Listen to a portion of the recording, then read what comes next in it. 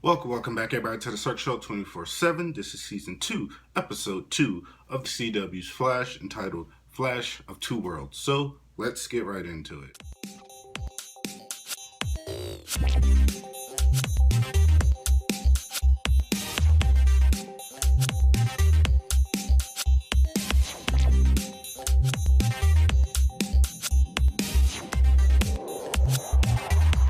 Alright, guys, Flash of Two Worlds. Now, in this episode, I was super excited because, last week's episode, we got introduced to Jay Garrick, and he was one of the first comic book characters I kind of got into it that was outside of Batman. Before I even read anything about Barry Allen and stuff, my father and my grandfather, they gave me Flash Garrick comics, or Jay Garrick comics. So that's who I knew before Barry Allen, before Wally West, before Bart and all that. That was the person I knew first. So he holds a special place in my heart. I'm not saying he's my favorite, but he does hold a special place in my heart, and I just like that character. So I was super excited for him to be included in this season and to get more about like his backstory and like what he's doing on Barry's Earth. And what I like about this episode is we got a lot of cool like Easter eggs and a lot of cool like comic book nerd junk, just a lot of nerd stuff that comic book fans will just enjoy. First of all, it talks about like how Jay got here, and it talks about the multi-universe, which now that's what they're calling it, the multi-universes, and how Barry's Earth is probably like Earth 1. Jake probably came from like Earth 2, and when that whole tornado whirlwind thing happened, it opened up another it basically opened up a portal where Jay came through from, and now he's trying to get back home. He doesn't have his powers anymore, which I thought was very interesting for them to use, for him not to have his powers. Hopefully he gets his powers at the end of the season, because I want to see him and Barry, team up and do some Flash stuff together, and not like have him kind of be sitting on the sidelines, kind of just mentoring Barry without actually having his powers. I want him to have his powers and still mentor Barry in certain things. But yeah, I still like this episode. What was really cool about this episode is that we got our first look at Zoom and how his costume's going to look and how he's going to speak. It looks really, really cool with the all black. He looks very menacing and stuff. So that was just interesting. And to have Jay say like he's only been the Flash in his world for about 2 years. Same time as about how much Barry has.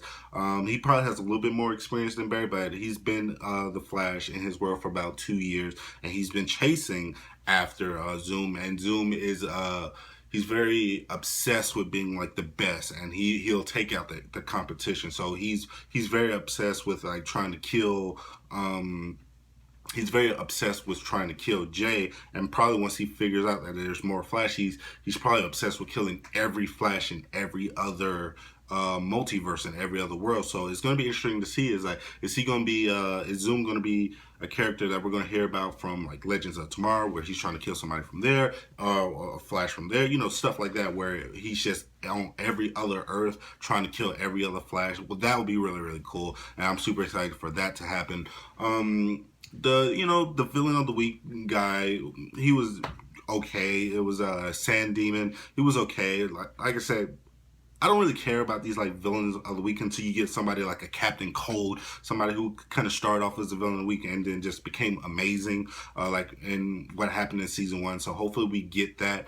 But I know I'm not really worried about the villain of the week, because so much more is happening in these stuff, and we're getting to like the bigger picture, which is Zoom. So the villain of the week is just there for me, and it doesn't really do too much for me. But I mean, his powers were cool, and I thought the way they shot it and the way he looked and the way he used his powers was really, really cool. So that was interesting. We got our first introduction to Patty, where she's trying to be on the strike or the strike team, and you kind of find out her backstory and what she's really about. I really like her character because she seems like she's going to gel well with Barry, and that might be a new love interest with Barry, because right now Barry and Iris is not really a thing. So to kind of get Barry, away from that, because we already know he's going to come back to that one day.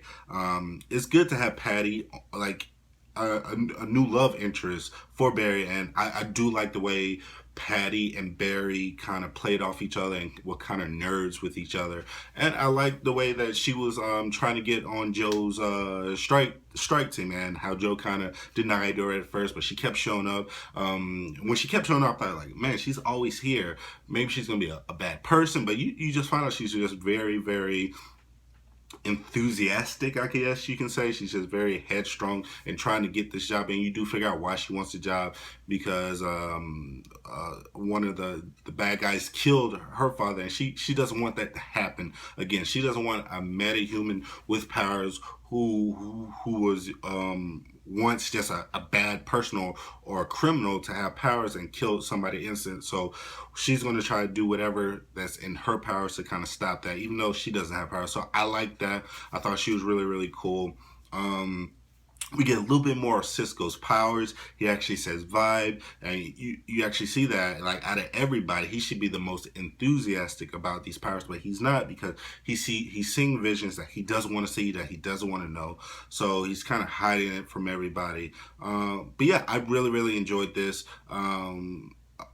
From what it looks like, we're getting like the future stuff, and how Harrison Wells is a part of that, because in the Legends of Tomorrow, like Scissoril, he was a part of that, like Scissoril. So maybe he's going to be part of that storyline or something, but we do see that he's like in the near future, and he's like the founder of Star Labs and stuff. So that's going to be really cool that he's kind of back, because he was just a great character, and you got to have somebody like him in this show, because he just brings an extra element to the show. But overall, I really did enjoy this episode.